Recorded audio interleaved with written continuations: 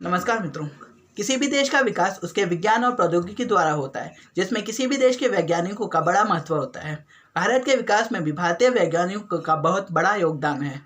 आज मैं आपको कुछ ऐसे भारतीय वैज्ञानिकों के बारे में बताने जा रहा हूँ जिन्होंने भारत के विकास में महत्वपूर्ण योगदान दिया। तो वीडियो को अंत तक देखिए। धन्यवाद।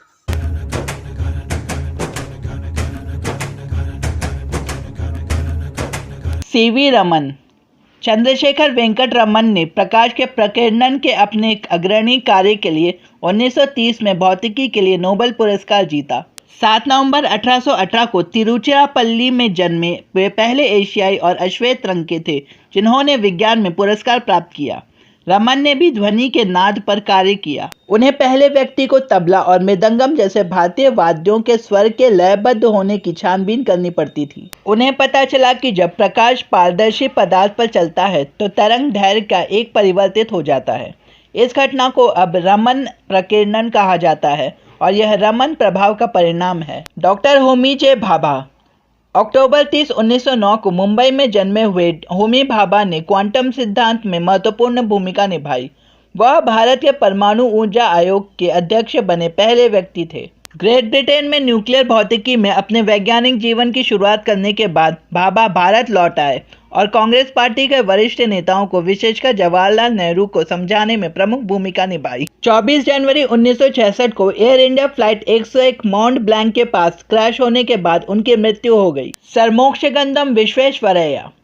15 सितंबर 1860 को जन्मे सर मोक्षगंधम विश्वेश्वरैया एक उल्लेखनीय भारतीय इंजीनियर, विद्वान, राजनेता और 1912 से 1918 के दौरान मैसूर के दीवान थे।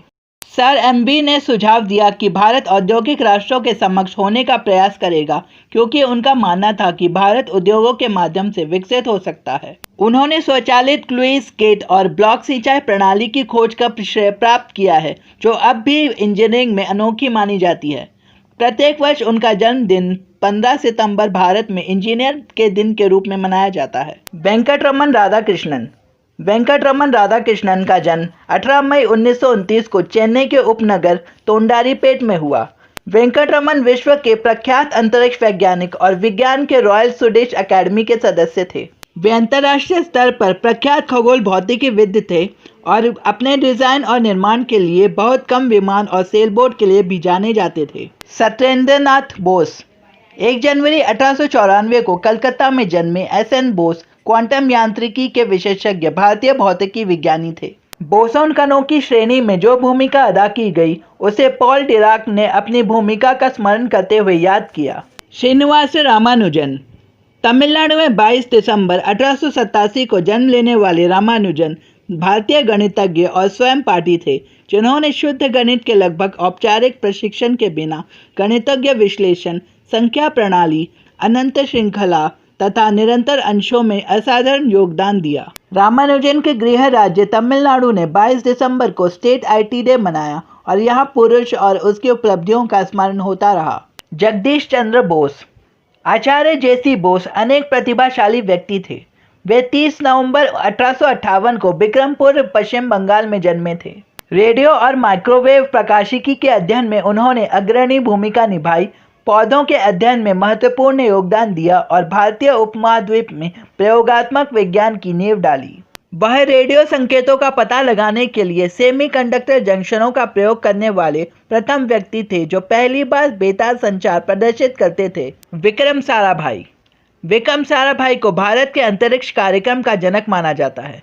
विक्रम साराभाई का जन्म 12 अगस्त 1919 को गुजरात शहर के अहमदाबाद में हुआ था। उन्होंने रूसी स्पुतनिक के शुभारंभ के बाद एक विकासशील राष्ट्र के लिए अंतरिक्ष अनुसंधान संगठन की स्थापना में सहयोग दिया। उन्हें 1966 में पद्म भूषण और 1972 में उनकी मृत्यु के बाद पद्म विभूषण से सम्मानित किया गया। बीरबल साहनी। 14 नवंबर 1891 को पश्चिम पंजाब में जन्मे साहनी एक भारतीय पुरावनस्पति शास्त्री थे जिन्होंने भारतीय उपमहाद्वीप के जीवाश्मों का अध्ययन किया। वह एक भूविज्ञानी भी थे जो पुरातत्व विज्ञान में रुचि लेते थे। वर्तमान और ऐतिहासिक संदर्भ में भारत के पेड़ पौधों के अध्ययन में उनका सबसे अधिक योगदान निहित है। 1936 में उन्हें सर्वोच्च ब्रिटिश वैज्ञानिक सम्मान के रूप में पहली बार भारतीय वनस्पति वैज्ञानिक से सम्मानित किया गया। Doctor APJ Abdul Kalam.